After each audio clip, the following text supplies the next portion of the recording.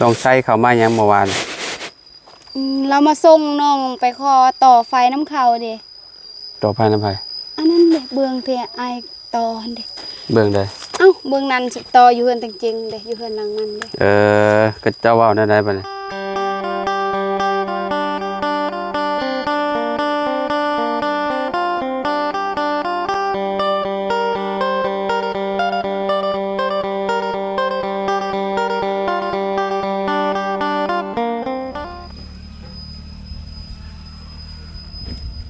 สบายดี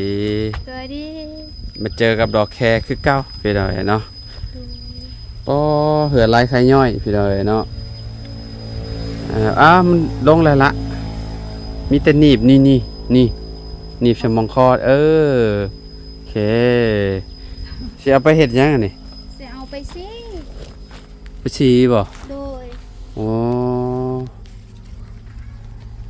กำลังคัดตัวที่ว่ามันเป็นปีกเอาเนาะ โดย เป็นปีกเพิ่นไปพูดเด้พี่น้องเอ้ยเนาะมันรีบบ่นี่น้อง โดยรีบจมรีบแล้วแล้วก็แบบว่าเอาไปสินั่นบ่ได้เด้แบบว่ามันสิทางแน่เพื่อมันจับติด อืม เขา เลยข้าวป้นเหรอวะนี่สีขาวน่ะ เขาป้นตัวนี้ มิดใหญ่ดีเนาะข้าวนี่เนาะ แบบว่าเอาหูดแล้วแบบว่าเขาใส่ในกระเป๋าเห็นแบบว่ามืดตัวนี้แล้วเขาไปหูดแบบว่าเขามีสองแบบเนี่ยแบบเวลาเขาหูดแล้วเขาก็ปนกันแบบว่าเขาออกตัวใด อื สี ม ขาวนี่เขาออกไว้แบบว่าเขาสิปลูกเบื้องนี้เข้าใจป่ะ อ๋อสมมุติว่าตัวใดสิเฮาสิเอาเห็ดข้าวปูเฮาก็บ่เอารวมกันกับตัวมิดขาวนั่น โดย เฮาก็แยกออกเนาะ โดย อืมอันนี้คือเป็นข้าวกินเนาะข้าวกินเฮาสามารถเอาปนกันได้พี่น้องเอ้ยเนาะมิดใหญ่แห้งเลยนี่กินคือสินุ่มอยู่พี่น้องเอ้ยเนาะจุมเจ้าบ่ได้ตำเอาได้เนาะจุมเจ้าไปซีได้เนาะ โดย อื บอ ม กว่ามีแต่เฮ็ดเวียกกับบ่มีเวลา ดีแล้วเอาไปซีอ่ะแหละมันจะบ่เมื่อยมาแต่เฮ็ดเวียกก็มาตำข้าวโอ้บ่สิได้ยินเนาะเมื่อยเด้พี่น้องเอ้ยเนาะคือครอบครัวน้องไม้นี่เพิ่นสิตำตลอดเด้เพิ่นมาแต่เฮ็ดเวียกเพิ่นก็ตำตอนนี้บ่ฮู้ว่าเพิ่นมีโรงสีแล้วบ่หรือว่าแนวใดมีโรงสีเป็นของเจ้าของก็ดีกันเนาะ โดย แบบว่าสิเอาเองเลยเนาะจังบ่ยากไปเสียเงินน่ะนะสมมุติว่าเฮาไปซีน้ำเพิ่นนี่ก็สอบหนึ่ง30,000บ่ โดย แม่นแล้วว่า30บ่ของมันนี่อืม เป็นกระสอบน้อยกับ2,000 อืมคือเจ้าไปซีแต่ละเทื่อนี่ประมาณ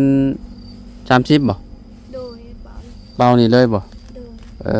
อ เห็นแบบว่าเปล่าตัวนั้น2,000 บ่เอาห้ํเด้ บ่ได้เอา บ่เอาห้ํก็30 เห็นว่าเอาไล่ทั้งห้างนี่เด้เห็นว่าเอา เออไปซีอยู่บ้านกระดับในบ่ติ โดย อืมจะมีไฟเจ้าก็ซื้อเองนั่นแหละเอาไว้ซีเองเลย โดยเห็นแบบว่าขายมันขายกล้วย อืม ว่าได้กัน ได้ชื่อโรงสีแม่นแล้วเนาะ โดย จะบ่ยากไปอันนั้นเด้ เข็นมันขึ้น เนาะ เข็นมันแล้วก็ ในราคาดีเนาะดอกแค่เนาะ โดย ใช้อันนี้พัดแล้วบ่ตัวนี้น่ะ พัดแล้ว พัดแล้วคือบ่ใส่กระสอบแม่นจ้ะ บ่ลงน้ำอายก่อน เฮ็ดไปรอด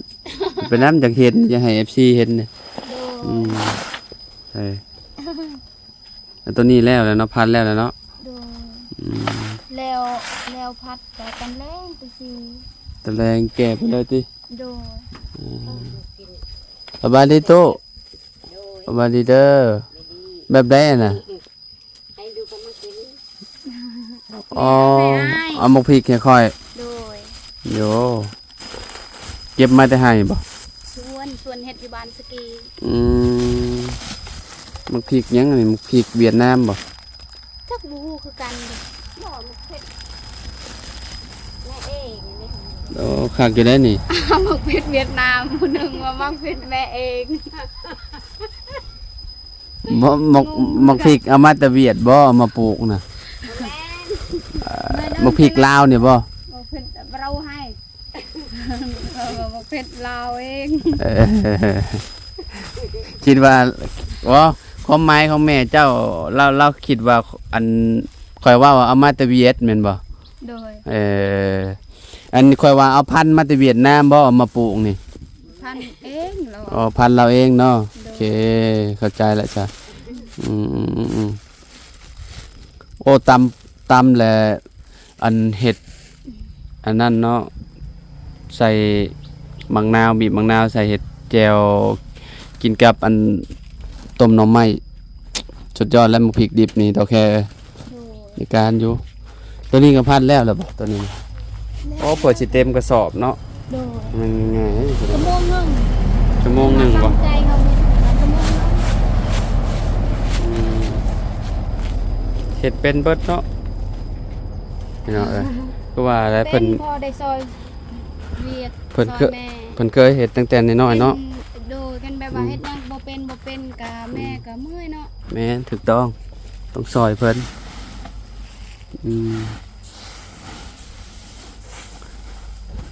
โอ้มื้อใดก็เจ้ามาเฮ็ดอันนี้น้อง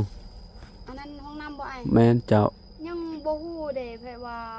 อันนั้นสร้างเรายังคาเวียกไอ้มุนคงเราเว้า พี่น้อยเนาะห้องน้ำห้องในก็ช่วงนี้ก็เจ้าก็ยังบ่ว่างเนาะก็เจ้าซักข้าวเนาะโอเคเนาะ ย อดใจแหน่เจ้าก็ได้เนาะ เนาะอดใจไว้เนาะ โดยอดใจเพราะยังแดดอดใจได้แต่ว่าฝนตกอดใจบ่ได้ เนาะเวลาไปอันนั้นเนาะไปถ่ายนักถ่ายเบาเนาะ โดย มันช่วงนี้ก็ฝนก็บางตกบางทีก็ตกบางทีก็บ่ตกเนาะ โดยเมื่อวานนี่คือว่าฝนตกเนาะแต่ว่าบ่ได้ตกเนาะ จังมื้อเนาะเข้าออกเนาะ ถ้าเห็นว่าฝนตกไว้มันออกแต่ว่าแดดนี่มันออกซ่า มันบ่สุ่มเนาะ โดย เดี๋ยวนี้เลยบ่อ๋อฮ้อนพี่น้อง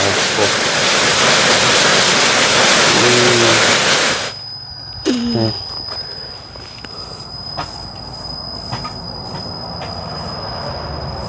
ของชุบเจ้าบ่ค่อยมีปีกปานนั้นเนาะ โดยแบบว่าเวลาเฮาเอามาแต่ให้แล้วเฮาก็ซาวไว้อยู่ในกระดงเด้ แล้วก็เฮาก็เอาออกแล้วเขาก็มายีอีกทีหนึงเนาะ โดย ปีกมันเราบ่ค่อยลายปานใดเข้าให้นี่ใส่เกี่ยวเอาแล้วก็เอามาตี บ่แบบว่าให้โตที่มันเล็บแบบว่าเม็ดน้อยๆนั่นก็อันนั้นคือกัน เกี่ยวบ่ โดย แต่แบบว่าข้าวแบบนี้พูดเอา มิดใหญ่เนาะ โดย มีที่พันธุ์ที่ว่ามันเป็นมิดน้อยๆนะ มีคือกันแต่บ่ค่อยปลูกแบบนั้นมันยากเด้ อืม เจ็บมือเฮาพูด เวลาหูดแล้วมันบาดมือเนาะ บ่ค่อยเกี่ยวทางนี้เห็นมีแต่หูด มิดมันข้างในมันเป็นสีแบบใดเนาะนี่สีแหลม สีขาว ๆมิดเข้าอะเข้ากำก็มีบ่กระปลูกบ่เข้าก เขากำเป็นสีแดงอ่ะ ำแม่น บ่มี คือบ่ปลูก บ่มีอันนั้น บ่มีพันธุ์มันบ่ โดย อ๋อคักได้เข้ากำก็ได้ค่อยเห็นกระเจ้าเอาออกมาขายค่อยซื้อเมื่อเฮ็ดอันหนึ่งเฮ็ดข้าวกำกิน ข้าวต้มอิหยังเนาะ แม่เฮ็ดข้าวต้มนี่ได้มิดมันเป็นแบบนี้เนาะนี่นะพี่น้องเอ้ยมิดมันเป็นสีนี้ เป็นออกเหลืองๆเนาะดอกแค่นั้น โดย เวลาเฮามามันก็กินนมอยู่บ่เขา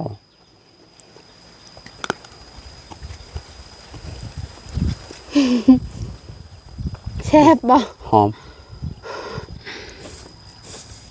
FC คอมเมนต์มาอยู่ว่าปลูกข้าวอันนี้น่ะแบบว่าบ่มีสารพิษเนาะแบบเป็นข้าวธรรมชาติบ่ได้ใส่สารเคมี แต่คะแนนเฮาฉีดยานี่มันก็ฉีดเป็นสารตกค้างคือเก่าแล้วติ บ่ที่ ฉีด มันแบบว่า ฉีดหญ้า ฉีดหญ้านี่มันเกี่ยวน้ำหญ้าบ่ได้เกี่ยวน้ำเขา บ่ มั เข้า มันมีคือกันรุ่นที่แบบว่าเวลาเขาออกหมดแล้วเห็น อืม แบบว่าเฮาฉีด อืม แบบนั้นยันแบบนั้นเลยแบบว่าเคมีเนาะ แม่นเวลาเฮามันออกแล้วเฮาฉีดเด้ แต่นี่ มันก็คือสิบ่หลายคือพวกปุ๋ยพวกหยังติเนาะ ดู เฮาอันนี้ก็บ่เข้าใจกัน อัน พี่น้ มั อง น เพ มี ราะว่า คือการบอกแบบว่าฉีดเวลาฉีดยานี่เขายังบ่ทันแบบว่ายังบ่ทันออกได้คันว่าออกอัน ฉีดบ่ได้ ก็บ่ฉีดแหละเนาะ โดยมันตายเด้ ตอนที่มันขึ้นมาใหม่ๆ มันกำลังเป็นต้นประมาณทิศ2ทิศแล้วว่าเดือนหนึงกับซีดเนาะซีดเนี่ยเนาะฮะ บ่ได้แบบว่าเขาเฮาปลูกแล้วแบบว่ามันออกแล้วบ่ได้มันตายเด้ไอ้ ตายแล้ว โดยแบบว่า อยู่ในไหนาคือบ่ตายใช่ จักบ่ฮู้คือกันแบบว่าอยู่นี่นั่นเห็น เคย แบบว่าแล้วคือแบบว่าแล้วสักมื้อนี้มื้ออื่นก็ต้องซีดเลย แบบว่ายานมันอ คุ อ ม ก มาเลยติคุมมันหญ้าให้มันตายเลย โดย อืม แต่แบบว่าเขายังบ่ทันออกได้คันเขาออกนี่แบบว่ามันตายคือกันเขา เอาแม่นบ่ โดย อยู่แถวบ้านจุ๊บคอย แบบว่ามัน มั ตาน ย มันขึ้นมาประมาณขอหนึง อืม เขาขอหนึงก็หญ้าขึ้นมาประมาณ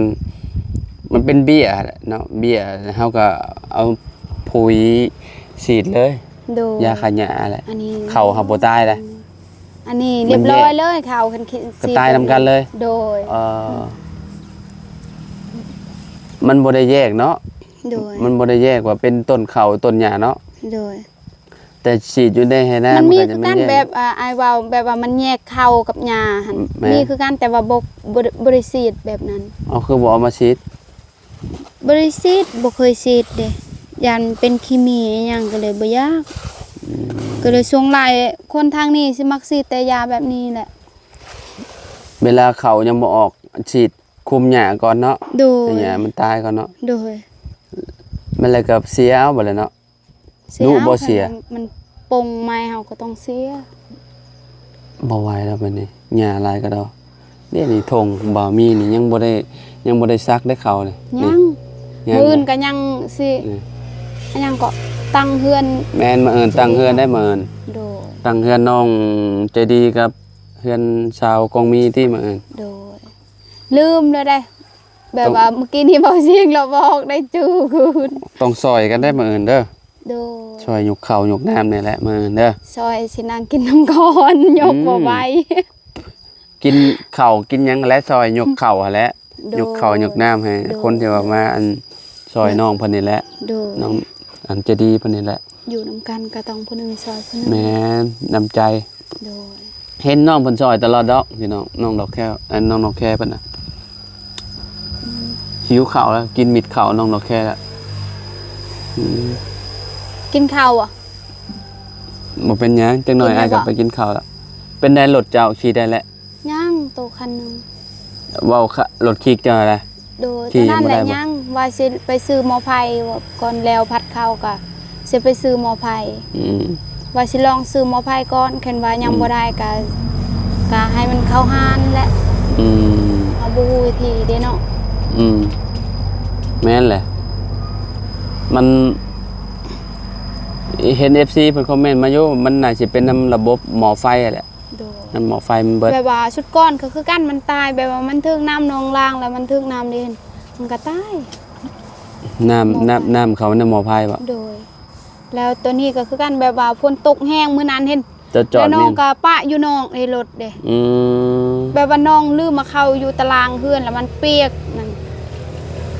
ยันมันซึมโมไพอะอันนั้นแหละมันตาย แม่นติสมมุติว่าเฮาขี่ไปหมองอื่นได้ซะสมมุติว่าฝนตกแฮงๆอ่ะสิบ่ได้จูงรถใช่บ่ บ่ตอนเฮาขี่นั่นบ่ได้เป็นหยัง อืม แบบว่าเวลาเฮาจอดมานั่นมันเรียบร้อยเลย มันเคยเป็นติ บ่เคย ตอนนั้นน้องล้างรถแล้วแบบว่าน้องปะอยู่ตารางเฮือนเห็นแบบว่าให้มันแห้งแล้วก็น้องว่าสิขับคืน มันแล้วบ่ได้ บ่ได้มัน ตาย ติด กะโหลก เลยโดย นั่นแหละมันเคยเป็น เจ้าล่างตอนนั้นมันก็เคยเป็นบัดนี้ฝนตกใส่มันก็เป็นแสดงว่ามันเป็นน้ำเวลามันถึกน้ำบ่ได้ โด ร ย ถเจ้ามันถึกน้ำแล้วมัน แบบว่าเขามันมีแนวปูทางเทิงแบบว่า อืม ปูแบบว่าบ่ให้นำเข้าอยู่มอไผเนาะแต่ว่ารถน้องบ่มีเด้ พรมบ่พรมปูเมียนน่ะบ่ โดย อืมรถอันนี้อู้บ่จากบ้านใดแล้วข่อยบ่มักบ้านใดรถอันนี้ใส่พานเนี่ยเวลาไปขี่แถวแบบนี้บ่ได้เด้เวลาฝนตกนี่มันลื่นคักขนาดนั้นนี่แถวแบบนี้หนทางแบบนี้น่ะ โดย มันบ่คือรถมีเกียร์ได้รถอันเกียร์ออโต้รถสายพานเด้ยตรึแล้วไหลแล้วแหละว่าแล้ววัยรุ่นก็เจ้ามักเนาะโอเค โดย เอาพัดลงมึงดู เออ โอ้พัดอยู่พุ่น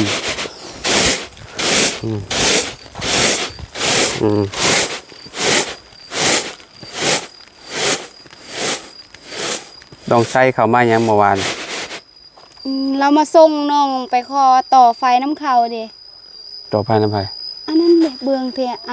ต่อเด้ เบิ่งได้ เอ้าเบืองนั้นสิต่ออยู่เฮือนจริงๆเด้อยู่เฮือนหลังนั้นเด้ ก็เจ้าเว้าได้ปะเนี่ย เราให้ต่อเราเว้า จ่ายเงินเราเลย ยัง 10 ล้านเนาะ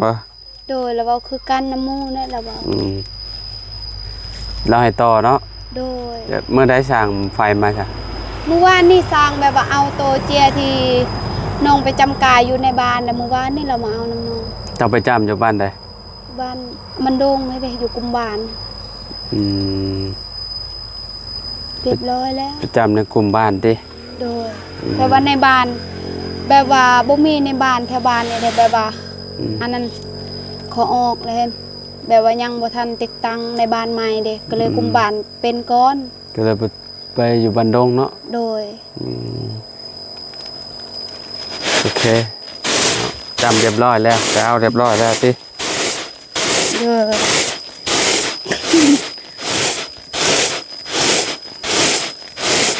ประมาณน่าสิทิศหนึ่งนี่แหละคิดว่า ไฟนั่นบ่ ของอ้ายยังทิศหนึ่ง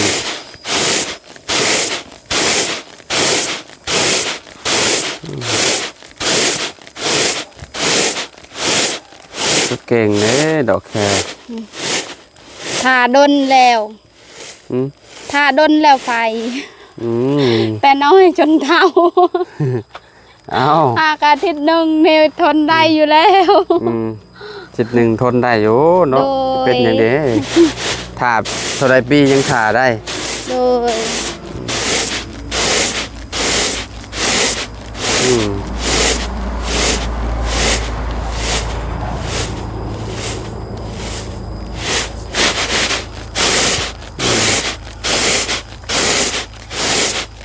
ก็หมดงามมามันมาหามอันมีเข่าไป เต็มอยู่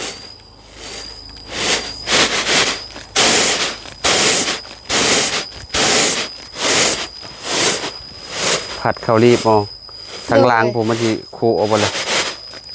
เอาออกนะเขาลีดเป็นแรงออกกะบัดมันออกเป็นเม็ดล่ะกะบ่หลาย มีอันเครื่องซีมันแยกเข้าได้ค่ะอยู่โตะที่ว่ามันแยกแบบว่าโตะมิดข้าวรีบมิดข้าวตึงนะ ดู สบายแบบนั้นนะ มีคือกันบ่ นี่ สมัยแล้วมาแต่หายแล้วเข้าเลยเนาะ พวกปีกมันกับโบโลงดอกมันกับสีแยกเมียน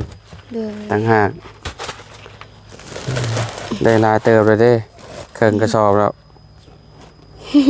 เพื่อลายไข่ย่อย แกงหน่อไม้กินบ่มันนี่นะ มื้อเช้านี่บ่บ่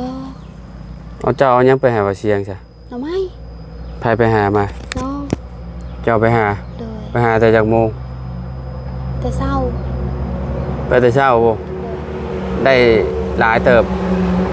เวลากินครึ่งนึงแล้วก็อิ่มก็ไว้ครึ่งนึง แกงจะประคะค่ะอยู่เนาะอยากอยุข่อยนะ ยากบ่ แกงหน่อไม้ บ่คันยากกะจักหน้อย จะ แล้ว มา ผัดข้าว สิมากินน้ำแกงแล้วหรอบ่ แต่ยังมันไปหาแล้วกันว่าจะกินกับไปหาคือ บ่แล้ว กินตอนเที่ยง บ่มันฮ้อนแดดเด้ บ่ฮ้อนดอกบอกว่าอยู่ในโฮมเดี๋ยวเฮาไปหาหน่อไม้ แถวได้จะไปหา แถวห้วย แถวห้วยแถวห้วยอันนี้นี่ โดย ใช้ห้วยนี่นะ โดย มองอันนี้พอน้องไก่นี่ก็มีอยู่ได้เนาะกอหน่อไม้เนาะ โดย ตัวที่เราทางของเนาะคือสิโป่งดีอยู่เขาว่าเนาะ ปงคันว่าฝนตกก็ป้งแบบนี้ฝนบ่ได้ตกเด้ แรกๆเฮาว่าเฮาสิเมื่อวันที่1พี่น้องเอ้ยเนาะบัดนี้บ่ไหวแล้วคิดฮอดลูกสาวแฮงแล้ว โดยจัง มาเป็นมาเป็นอาทิตย์แล้วตั้งเฮือนแล้วแหละมื้ออื่นนี่แหละ โด เนาะ ย ตั้งเฮือนน้องจะดีแล้วกับพากันเดินทางแหละพี่น้องเนาะเดี๋ยวมาใหม่เนาะ โดย อืมเอากะถ้าเบิ่งนำกันเนาะว่าสิเป็นแบบใดพี่น้องเฮือนน้องเพิ่นก็ได้เฮือนน้องใจดีแล้วก็ห้องน้องห้องน้ำน้องดอกแค่เพิ่นเนาะโอ๊ตเมียนเนาะบ่ได้เข้าห้องน้ำตะกี้แต่ก่อนก็ยังไปอยู่ป่าได้เนาะ โดย อดไว้จักเล็กจักน้อยก็ได้อยู่ดอกเนาะ โดย